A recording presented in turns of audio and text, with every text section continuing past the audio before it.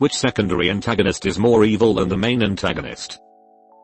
Burke from Aliens. At least you don't see the xenomorphs fucking each other for a goddamned percentage. Yeah, the xenomorphs are just living out their life cycle. Being their best selves. Finding their bliss. Live, love, fat a hug. Count Rugen vs. Prince Humperdinck and the Princess Bride. Dude had a hidden torture dungeon called the Pit of Despair. Slightly more evil than stuck-up rich boy playing political games. Roger in Lord of the Flies. Yeah, fuck Roger.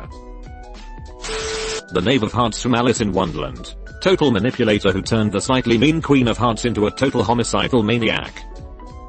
I was thinking Alice in Wonderland Total was some kind of reboot. Total Recall, Wonderland. The evil laugh guy from the extended Pro ZD canon. Lysander Ruff. Yeah, because I think King Dragon was the big bad. Gunter from Adventure Time. He is the most evil being in all of existence. I stopped watching Adventure Time a while ago, but if this is actually true I guess I best catch up. Nice try what culture, mining your next video ideas, haha. Remember when this comment used to be cracked, how far they fell. Todd in Breaking Bad. The way he is so polite and cordial to people is terrifying. It's like he read about being nice in a book, but didn't quite get it. Ridley from Metroid. Despite being easily the series' most iconic villain, and Samus' eternal arch-rival, Motherfucker ate her parents right in front of her, he's rarely ever the in-game main antagonist / final boss, and usually works under people like Mother Brain, but Ridley is one savage and evil motherfucker. Metroid is super fucking dark, when you read into the lore. That's not even the most fucked up thing Ridley did to Samus, and it's strongly implied multiple times that Samus suffers from debilitating PTSD because of Ridley. I reckon anyone would have crippling PTSD if they fight a space dragon that ate their parents. Then when you think it's dead and you're doing your thing, it comes back as a robot space dragon. Not to mention the fully robot space dragons and cloned space dragon experiments gone wrong along the way. Scott Evil. He actually went through with the frickin' sharks with frickin' laser beams attached to their frickin' heads. I'd say number 2 because he brought about the Toucan's control over cable companies in 38 states and drive evil's absence. I can't think of anything more evil. Joseph Goebbels. Joseph Mengele has entered the chat. Mrs. Lovett gaslights a mentally ill neighbor she has a crush on to murder people who inconvenience her and to increase her profits. She's way more evil than Sweeney Todd, even though she never murders anyone herself. That seemed stressful to write. How about a shave? A stylish trimming of the hair? The second in command, a Nightman. Yeah, that dude was like an American propaganda ad of how the Japanese were. The commander has some sense of honor. His right hand was downright sadistic.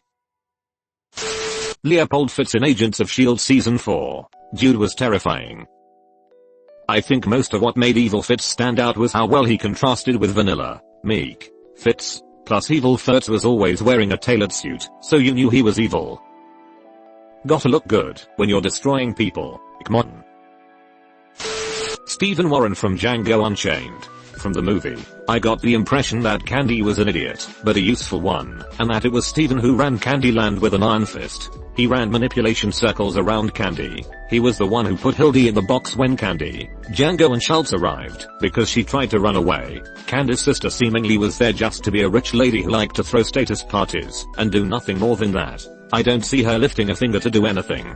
So, Stephen and Notto was the one giving orders on how to run the place, and how to punish the slaves, while Candy was away. That scene in the parlor, it was Stephen who was sitting in the master's chair, and drinking the high-end liquor, while Candy sat in the other seat, leaning in like child listening to the parent. You just know that, if Stephen wanted to, he could have easily killed Candy and run away. But why would he, when he could play dumb and run the empire? Candy was evil, but Stephen was even more so. He even had a better entrance. Candy's introduction was great. Don't get me wrong. But he was friendly, and had a curiosity about him. Stephen comes storming out screaming about Django being on a horse, and bragging about throwing Hilda in the hot box. Fucking evil from the first minute. Bingo. I rewatched it recently, and his entrance is so striking. He immediately grabs the attention, and becomes the focus, while Candy reassures him. Didn't notice it at first, but on second glance it stands out. Charlie Prince in 310 to humor. In Gotham, I think Victor Sass was way worse than Carmine Falcone. So can I kill him now? No, Victor, make him a cheese toasty. Yes, kill him. The Spider and Zed in Pulp Fiction. Who's Zed? Zed's dead, baby.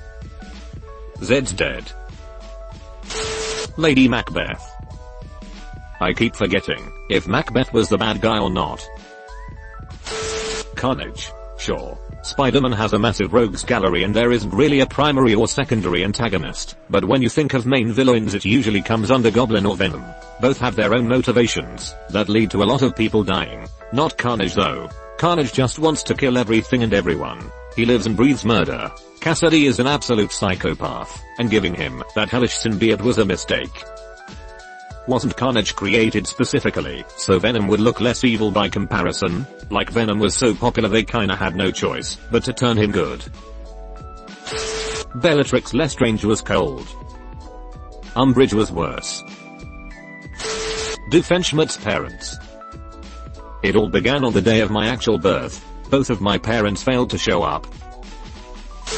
Tuco Salamanca. He was just batshit crazy. Also shout out to the Salamanca twins. Their only intention was to kill and seek vengeance.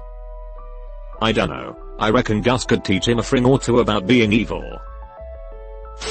The movie The Rock. Main villain wanted injustice is righted, but was never going to take it out on citizens. Not the Tuig. He needed to get paid. Tuig was Major Baxter. You're thinking of the Captains Darrow and Fry. Starscream 100%. Starscream needs to be a palbra at Megatron's funeral, so he can let him down one more time. You have failed me for the last time, Starscream. Johnny Ringo was way more evil than Curly Villain at Tombstone.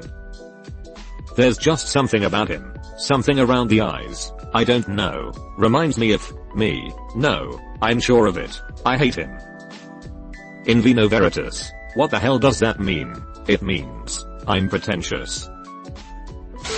Seema Overson / Yu Yevon in Final Fantasy X.